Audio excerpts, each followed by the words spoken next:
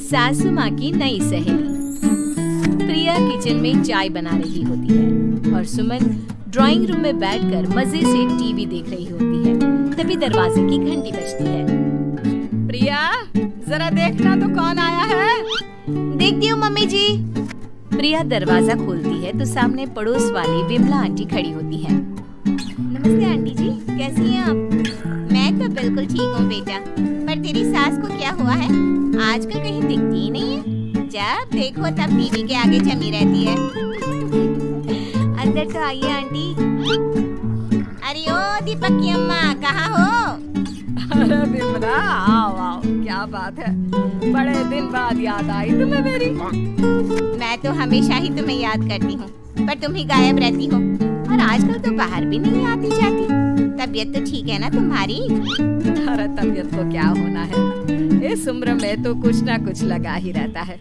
मेरी छोड़ो, तुम ये बताओ कि क्या चल रहा है गली मोहल्ले में। तुम गली मोहल्ले की छोड़ो, चल तो तुम्हारे पड़ोस में रहा है। तुम्हारी नई सहेली आई है। मेरी कौन सी नई सहेली? मैं तो यहाँ बस तुमसे बातचीत कर लेती हूँ या फिर बाजू वाली शर्मा की बहू से दो चार बातें कर लेती हूँ। इसीलिए तो कहा कि तेरी नई सहेली आई है। अब कोई पड़ोस में आया है तो बात तो होनी ही है। कम से कम इसी बहाने हमारा भी एक ग्रुप बन जाएगा। फिर सब मिलकर अपनी बहुओं की शिकायतें किया करेंगे। दोनों हंसने लगते हैं। तभी प्रिया चाय लेकर आती है और सामने टेबल पर रख देती है। दोनों चाय पीती हैं और बातें करते हैं। चलो मैं चलती हूँ, अब कल मिलते हैं। राम राम। अगले दिन प्रिया किचन में कुछ काम कर रही होती है और सुमन आराम से सोफे पर बैठकर मटर छिल रही होती है। तभी डोरबेल बजती है। प्रिया दरवाजा खोलती है तो सामने उनकी नई पड़ोसन खड़ी होती है। जी, आप कौन? मैंने पहचाना नहीं। नमस्ते बेटा, मैं शारदा। आपके बगल वाले घर में अभी 2-4 दिन पहले ही शिफ्ट हुए हैं।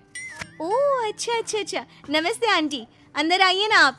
देखिए तो मम्मी जी, आज कौन आया है। इतना कहकर प्रिया किचन में चाय बनाने चली जाती है। नई पड़ोसन को घर पे देखकर सुमन थोड़ा हैरान हो जाती है। नमस्ते बहन जी, मैं शारदा, आपकी नई पड़ोसन। अच्छा, आप हैं हमारी नई पड़ोसन। आइए आइए, और बताइए कैसी हैं आप? जी बिल्कुल जी। वो दरअसल घर पर छोटी सी पूजा रखवाई थी, बस उसी का प्रसाद देने चली आई। सोचा इसी बहाने नए पड़ोसियों से भी मुलाकात हो जाएगी। ये तो बहुत अच्छा सोचा आपने। सुमन प्रिया को आवाज लगाती है। अरे ओ बहू, जरा चाय पानी का तो आके पूछ लो। ये आजकल की बहुएं भी ना, जब तक बोलो नहीं तब तक कुछ नहीं करेंगी। आई मम्मी जी। प्रिया चाय लेकर आती है। दोनों बैठकर चाय पीती हैं और खूब सारी बातें करती हैं। अच्छा बहन जी, अब मैं चलती हूँ, फिर मिलते हैं। अब तो आना जाना लगा ही रहेगा। शारदा के जाने के बाद प्रिया किचन से बाहर आती है। क्या बात है मम्मी जी, आप दोनों को देखकर तो लगा ही नहीं कि पहली बार मिल रही हो। आप दोनों तो बिल्कुल बिछड़ी हुई सहेलियों की तरह बातें कर रही थी। अरे जब दो औरतें मिल जाती है ना, तो बातें अपने आप ही निकल आती है। अब तू अपने काम पर ध्यान दे, बातों पे नहीं।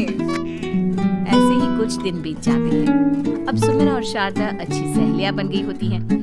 दोनों एक साथ मंदिर जाती, मार्केट जाती और कभी कभी तो विमला भी इनके साथ मिलकर खूब हंसी ठिठोली करती। एक शाम तीनों बैठकर सुमन के घर पर चाय पी रही होती हैं कि तभी बहुत तेज बारिश शुरू हो जाती है। सुमन जोर से प्रिया को आवाज लगाती है। प्रिया, ओ प्रिया, देख कितनी तेज बारिश हो रही है। जाके छत से सारे कपड़े ले आ, नहीं तो सब भीग जाएंगे। सुमन 2 बार आवाज लगाती है लेकिन प्रिया का कोई जवाब नहीं आता।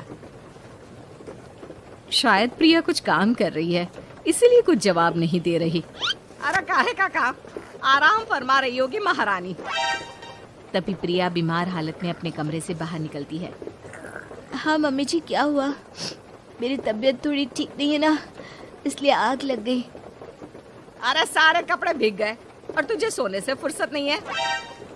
सबके सामने सुमन के मुंह से ऐसी बातें सुनकर प्रिया उदास हो जाती है और छत से कपड़े उतारने चली जाती है। सुमन, ये क्या बात हुई? प्रिया ने बताया ना कि उसकी तबीयत ठीक नहीं, इसलिए उसकी आंख लग गई। तुम भी ना खामखा उसे सबके सामने सुना दिया। अरे आप नहीं जानती शारदा जी, कुछ बहुएं ना बहुत आलसी होती है, घर का एक काम नहीं करना चाहती। ऐसा नहीं है सुमन, तुम्हारी बहू तो बहुत प्यारी है, तुम्हारी सारी बात भी तो मानती है। हाँ सुमन, तुम प्रिया के बारे में ऐसा क्यों सोचती हो? मेरी भी दो बहुएं हैं, लेकिन मैं उन्हें अपनी बेटियों की तरह रखती हूँ। आखिर वो भी तो किसी की बेटियां ही है ना। और अगर तुम ऐसा ही व्यवहार करोगी तो एक दिन प्रिया भी तुम्हारे साथ ऐसा ही बर्ताव करेगी। शारदा और विमला की बातें सुनकर सुमन की तो बोलती बंद हो जाती है। वहीं प्रिया भी बाहर से सारी बातें सुन रही होती है। अरे मैं कोई उसकी दुश्मन थोड़ी ना हूँ, मैं भी उसकी माँ हूँ, लेकिन कभी कभी सास बनना पड़ता है, नहीं तो बहुएं हाथ से निकल जाती है। देखो सुमन, ये सब सोच का फर्क है। अगर तुम ये सोचोगी तो कभी प्रिया को अपनी बेटी नहीं बना पाओगी। इतना कहकर शारदा और विमला वहां से चली जाती हैं और सुमन अकेले बैठकर उनकी बातें सोचने लगती है। अगले दिन प्रिया और दीपक अपने कमरे में बैठकर बात कर रहे होते हैं और सुमन उनके कमरे के बाहर कुछ काम कर रही होती है और उन दोनों की बातें सुन लेती है। दीपक, तुम्हें पता है हमारे पड़ोस में जो शारदा आंटी है ना, बहुत अच्छी हैं। अच्छा, ऐसा क्या हो गया जो तुम्हें वो इतनी अच्छी लगने लग गई? कुछ खास नहीं, बस कल जब मम्मी जी मुझे सबके सामने सुना रही थी तो शारदा आंटी ने मेरा साथ दिया। मैं तो सच में हैरान ही रह गई थी जब उन्होंने मम्मी जी को मुझसे ऐसा बर्ताव करने के लिए मना किया। अच्छा, फिर क्या हुआ? होना क्या था, शारदा आंटी तो मम्मी जी को समझा ही रही थी कि बहू को भी बेटी की तरह ही रखना चाहिए, लेकिन मम्मी जी तो मम्मी जी है ना, उन्हें तो मुझ में हमेशा कमी ही दिखती है। काश मुझे भी शारदा आंटी जैसी सास मिली होती जो मुझे भी अपनी बेटी जैसी समझती। सुमन ये सब सुनकर बहुत उदास हो जाती है और वहां से चली जाती है। प्रिया की बातें सुमन के कानों में बार बार गूंज रही थी। उसे बहुत शर्मिंदगी महसूस हो रही थी कि उसने प्रिया के साथ बहुत गलत किया है।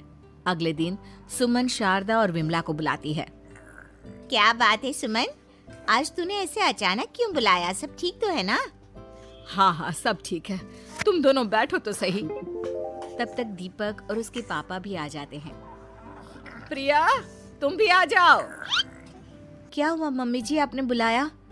हाँ प्रिया बेटा, मैं आज सबके सामने तुमसे माफी मांगना चाहती हूँ। मैंने आज तक तुम्हारे साथ बहुत बुरा व्यवहार किया है, लेकिन तुमने कभी भी मेरे साथ बुरा बर्ताव नहीं किया। मुझे अपनी गलती का एहसास हो गया है, हो सके तो मुझे माफ कर देना। प्रिया अपनी सास की बातें सुनकर हैरान हो जाती है। उसकी आंखों में आंसू आ जाते हैं। प्लीज मम्मी जी, आप मुझसे माफी मत मांगिए, मैं भी आपकी बेटी ही हूँ। वैसे एक थैंक यू तो मेरी नई सहेली को भी बनता है, जिसकी वजह से मुझे मेरी गलती का एहसास हुआ। शारदा बहन, आपका बहुत बहुत शुक्रिया जो आपने मेरी आंखें खोल दी। अरे क्या सुमन, तुम भी ना। तो फिर इसी बात पर चाय और पकोड़े हो जाए। हाँ हाँ, क्यों नहीं।